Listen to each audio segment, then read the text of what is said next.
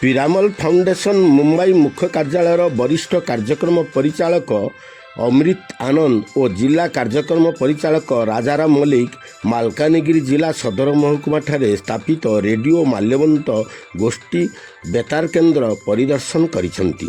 Radio Malyabanta FM ଗୋଷ୍ଠୀ ବେତାର କେନ୍ଦ୍ରର ଉତ୍ତମ ଭିତ୍ତିଭୂମି ଓ ଲୋକାଭିମୁଖୀ କାର୍ଯ୍ୟକ୍ରମ, ସ୍ଥାନୀୟ ଜନଜାତିଙ୍କ ପାରମ୍ପରିକ ନୃତ୍ୟ, ସଙ୍ଗୀତ, କଳା ସଂସ୍କୃତି, ଜିଲ୍ଲାର ସ୍ୱାସ୍ଥ୍ୟ, ଶିକ୍ଷା, ଉନ୍ନତିମୂଳକ କାର୍ଯ୍ୟ, ଲୋକାୟତ ପ୍ରତିଭା ଓ ବିଭିନ୍ନ କ୍ଷେତ୍ରରେ ଉଲ୍ଲେଖନୀୟ ସଫଳତା ହାସଲ କରିଥିବା ବ୍ୟକ୍ତିବିଶେଷଙ୍କ ସାକ୍ଷାତକାର, କେନ୍ଦ୍ର ଓ ରାଜ୍ୟ ସରକାରଙ୍କ ବିଭିନ୍ନ ବିକାଶମୂଳକ କାର୍ଯ୍ୟର ସଚେତନତା ବାର୍ତ୍ତା ସହ ଅନେକ ଲୋକାଭିମୁଖୀ କାର୍ଯ୍ୟକ୍ରମକୁ ରେଡ଼ିଓ ମାଲ୍ୟବନ୍ତ ଗୋଷ୍ଠୀ ବେତାର କେନ୍ଦ୍ର FM 89.6 ମେଗାହର୍ଟ୍ଜ ମାଧ୍ୟମରେ ପ୍ରସାରଣ କରାଯାଉଛି।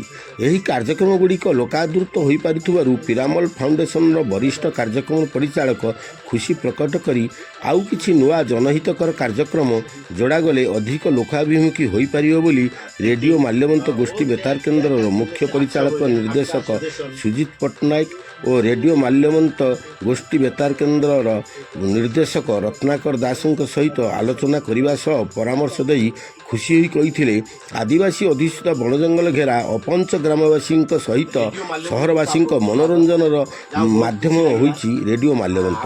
ଏହାକୁ ଅଧିକରୁ ଅଧିକ ଲୋକଙ୍କ ନିକଟରେ ପହଞ୍ଚାଇବା ଦରକାର ବୋଲି କହିଥିଲେ ଶ୍ରୀ ଆନନ୍ଦ। ଆମକୁ ବହୁତ ଆହୁରି ଖୁସି ଲାଗୁଛି।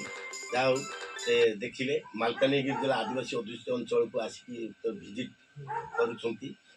ଆହୁରି କ'ଣ କ'ଣ କରାଗଲେ ମାନେ ଭଲ ହେବ, ଆମେ ଆମର ରେଡ଼ିଓ ମାଲ୍ୟବନ୍ତ ଜନସାଧାରଣଙ୍କ ପାଖରେ ଆଦୃତ ହୋଇପାରିବ, ତାହା କ'ଣ କରାଯାଇପାରିବ ଆପଣଙ୍କ ଟିକେ କୁହନ୍ତୁ, ସଜେସନ୍ ଆପଣ କ'ଣ ଦିଅନ୍ତୁ।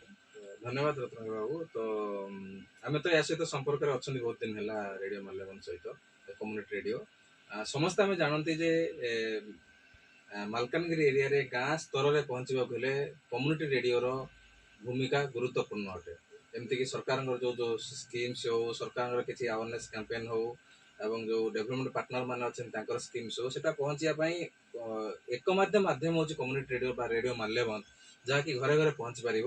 ତ ସେଥିପାଇଁ ଆମର ଅର୍ଗାନାଇଜେସନ୍ ଆପଣଙ୍କ ସହିତ ଆପଣଙ୍କୁ ବହୁତ ଧନ୍ୟବାଦ ଦେବୁ ଯେ ଆପଣ ସୁନ୍ଦର ଭାବରେ ଏ ଯେଉଁ ଷ୍ଟେସନକୁ ସ୍ଥାପିତ କରିଛନ୍ତି ଏବଂ ଏବେ ଆମେ ଯେଉଁ ଆପଣଙ୍କ ସହିତ ଆସିଥିଲୁ ଆଜି ମିଟ୍ କରିବା ପାଇଁ ଏବେ ଭେଟିଲୁ, ବହୁତ ବଢ଼ିଆ ଲାଗିଲା। ଆପଣ ବହୁତ ସୁନ୍ଦର ଭାବରେ ଷ୍ଟେସନଟିକୁ ସଜେଇଛନ୍ତି।